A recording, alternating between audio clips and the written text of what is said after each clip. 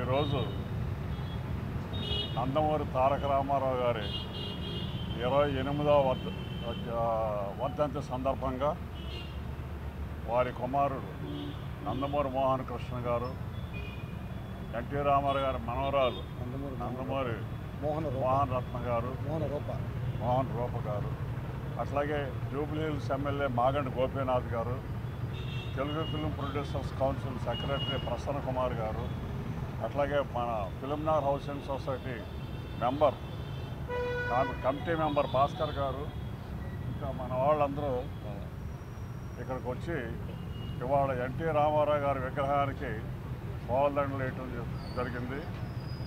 ఫిల్మ్నగర్లో NT Ramarao గారి విగ్రహం అంటే ఫిల్మ్ ఇండస్ట్రీకి సంబంధించిన విగ్రహం. అది ఎన్టీ రామారావు గారు ఒక మనిషికి, ఒక ఏరియాకి సంబంధించిన మనిషి కాదు, ఒక ఆంధ్రదేశానికి, ఒక తెలంగాణకి సంబంధించిన మనిషి కాదు, మొత్తం ప్రపంచానికి సంబంధించిన మనిషి ఆయన.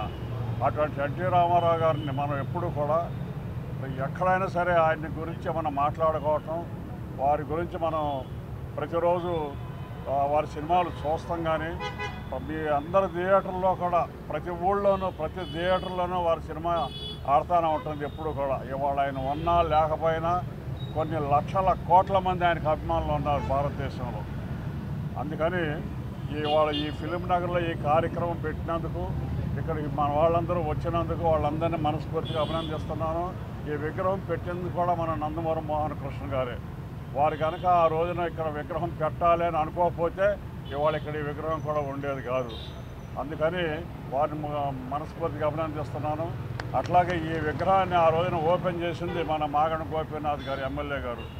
మేమందరం కూడా ఎన్టీ రామారావు గారికి బాగా ప్రియ శిష్యులమే కాదు, వారి మనస్సును దోసుకొని 24 గంటలు వారితో కలిసి పనిచేస్తున్న వాళ్ళం.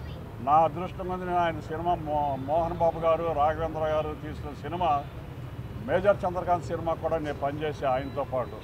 ఆయనకున్న ఆ అలవాట్లు కానీ, ఆయనకున్న పంక్చువాలిటీ కానీ, ఆయనకున్న క్యారెక్టర్ కానీ ఇవాళ ఇండస్ట్రీలో ఎవరికి లేదని చెప్పడానికి కూడా నేను వెనకాడను.